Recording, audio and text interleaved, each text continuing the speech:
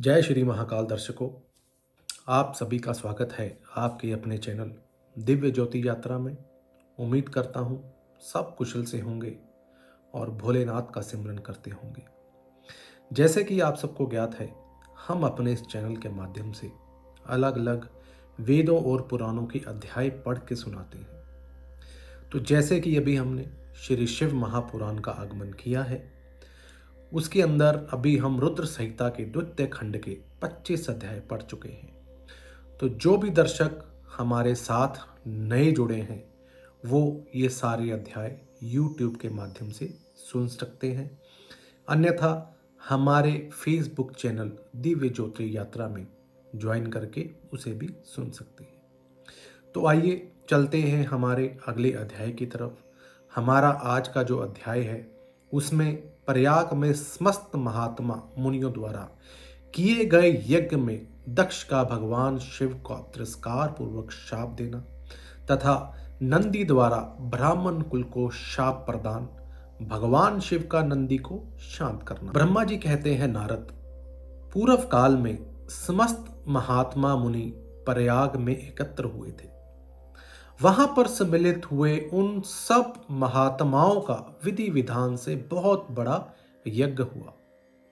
इस यज्ञ में सनकादि सिद्धगण, देव ऋषि, प्रजापति देवता एवं ब्रह्मा का साक्षात्कार करने वाले ज्ञानी भी पधारे थे।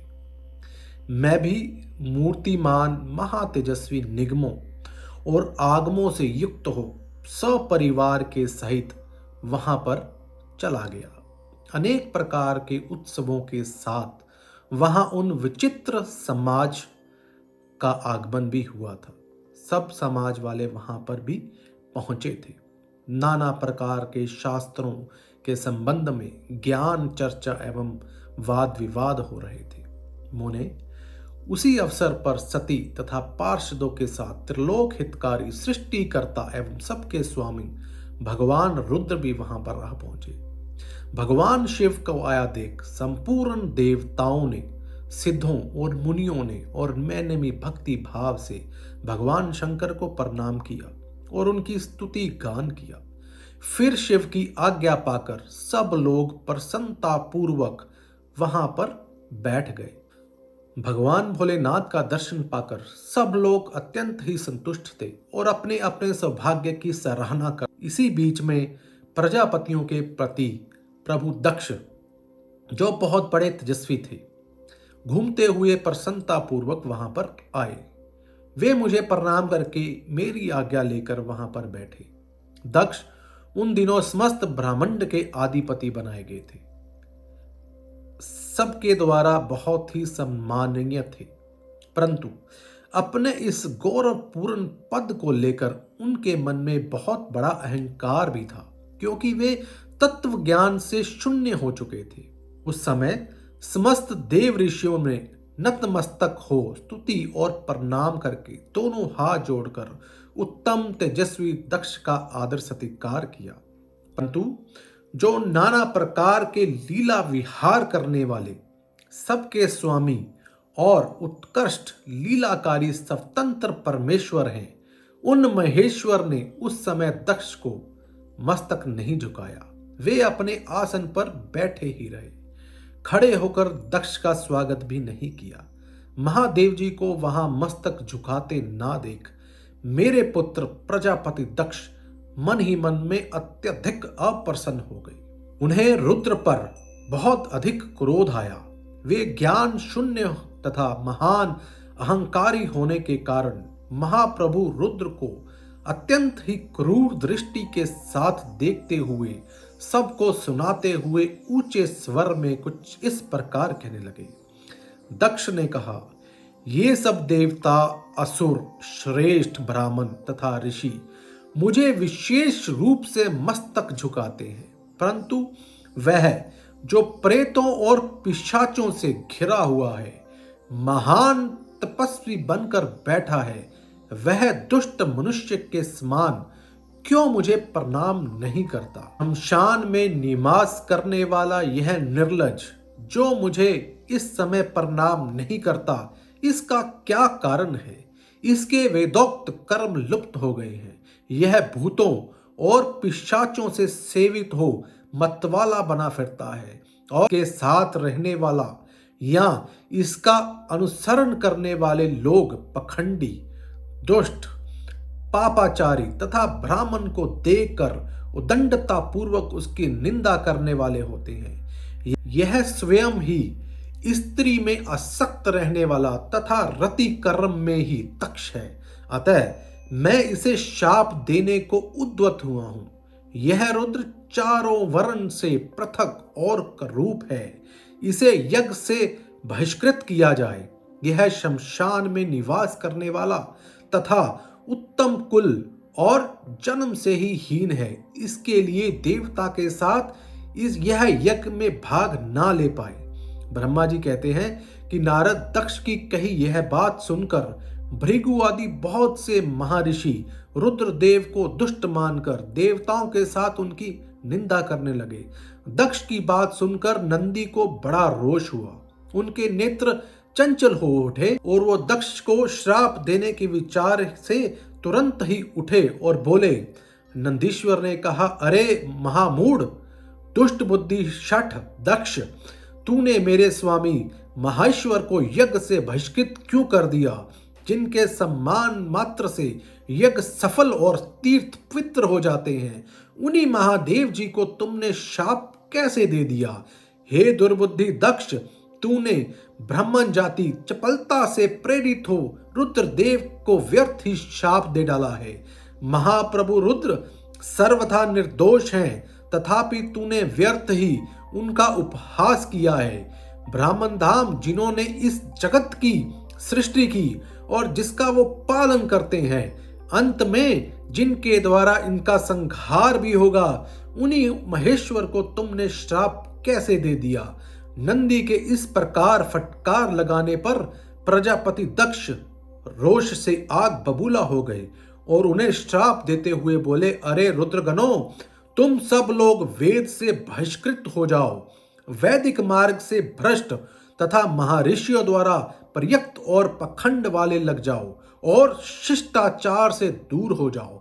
सिर पर जटा और शरीर में भस्म एवं हड्डियों के आभूषण धारण करके मद्यपान में आसक्त हो जाओ।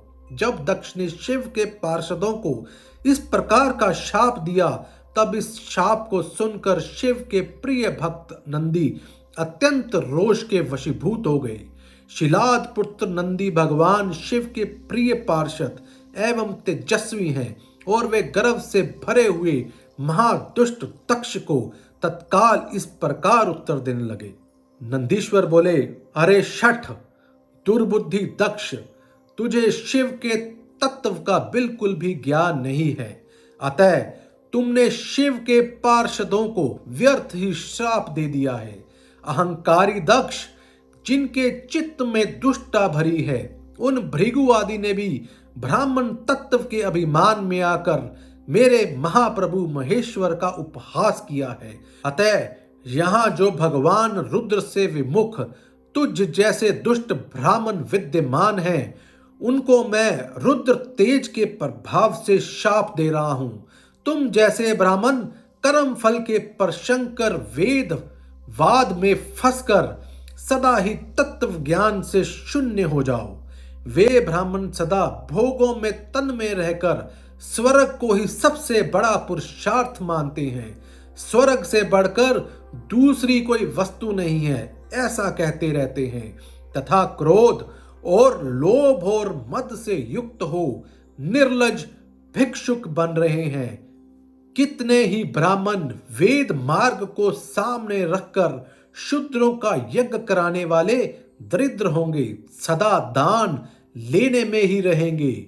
दूषित दान ग्रहण करने के कारण सब के सब नरकगामी होंगे। हे दक्ष, उनमें से कुछ ब्राह्मण तो ब्रह्म राक्षस भी होंगे, जो परमेश्वर शिव को सामान्य देवता समझकर उनसे द्रोह करता है। वह दुष्ट बुद्धि वाला प्रजापति दक्ष तत्व ज्ञान से विमुख हो जाए।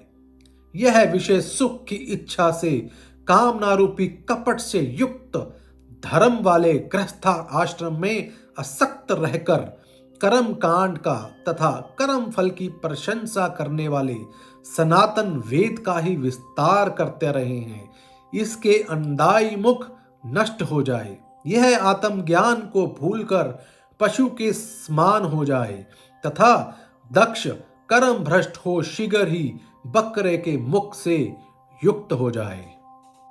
इस प्रकार कुपित नंदी ने जब ब्राह्मणों को शाप दिया तब वहां महान हाहाकार मच गया।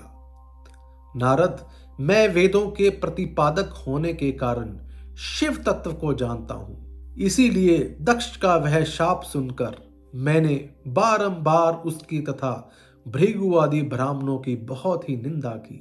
सदाशिव महादेव जी भी नंदी की वह बात सुनकर हंसते हुए से मधुर वाणी में बोले। वे नंदी को समझाने लगे। सदाशिव भोलेनाथ ने कहा, हे नंदी, मेरी बात सुनो, तुम तो परम ज्ञानी हो, तुम्हें क्रोध कदापि नहीं करना चाहिए।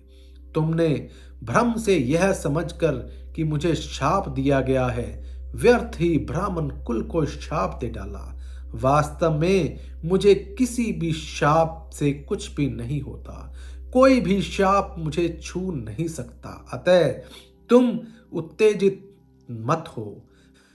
वेद मंत्राक्षर में और सूक्त में है, उसके प्रत्येक सूक्त में समस्त देहधारियों की आत्मा परमात्मा प्रतिष्ठित है, अतः इन मंत्रों के ज्ञाता नित्य आत्मवेता है, इसलिए तुम रोषवश में उन्हें शाप मत दो। किसी की बुद्धि कितनी ही दूषित क्यों ना हो, वह कभी वेदों के शाप को नहीं दे सकता। इस समय मुझे शाप नहीं मिला है, इस बात को तुम्हें ठीक ठाक से समझना चाहिए। हे महात्मते, तुम सनकादि सिद्धों के तत्व ज्ञान का उपदेश देने वाले हो, अतः शांत हो जाओ। मैं ही यज्ञ हूं और मैं ही यज्ञ कर्म हूं। यज्ञों के अंगभूत समस्त उपकरण भी मैं ही हूं। यज्ञ की आत्मा मैं हूं, यज्ञ परायण यजमान भी मैं ही हूं। यज्ञ कौन, तुम कौन और ये कौन, वास्तव में सब मैं ही हूं। मैं अपनी बुद्धि से इस बात का विचार करो। तुमने ब्राह्मणों को व्यर्थ में ही श्राप दे दिया। हे महात्मे नंदिन, तुम तत्व ज्ञान के द्वारा प्रपंच रचना का बाध करके आत्मनिष्ठ ज्ञानी एवं क्रोध आदि से शून्य हो जाओ। ब्रह्मा जी कहते हैं कि नारद, भगवान शंभु के इस प्रकार समझाने पर नंदिकेश्वर विवेक परायण हो क्रोध रहित एवं शांत हो गए। भगवान शिव भी अपने प्राण प्रिय पार्षद नंदी को शीघ्र ही तत्व का बोध कराकर प्रथम गणों के साथ वहां से प्रसन्नता पूर्वक अपने स्थान को चल दिए। इधर रोषावेश से युक्त दक्ष भी ब्राह्मणों से घिरे हुए अपने स्थान को लौट गए। उनका चित्त शिव द्रोह में ही तत्पर था। उस समय रुद्र को शाप दिए जाने की घटना का स्मरण करके दक्ष सदा महान रोष से भरे रहते थे। उनकी बुद्धि पर मानो मूढ़ता सी छा गई थी। वे शिव के प्रति श्रद्धा को त्याग कर शिव पूजकों की निंदा करने लगे।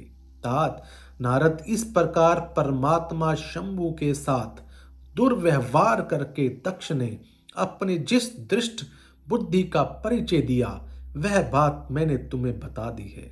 अब तुम उसकी पराकाष्ठा को पहुंची हुई दुर्बुद्धि का वृत्तांत सुनो। मैं तुम्हें ये वृत्तांत बता रहा हूं। तो दर्शकों, ये था हमारा आज का अध्याय। इसको पढ़ के सुनाने में अगर मुझसे कुछ गलती हो गई हो, उसके लिए मैं क्षमा प्रार्थी हूँ। फिर मिलेंगे नए अध्याय के साथ में, तब तक के लिए जय श्री महाकाल।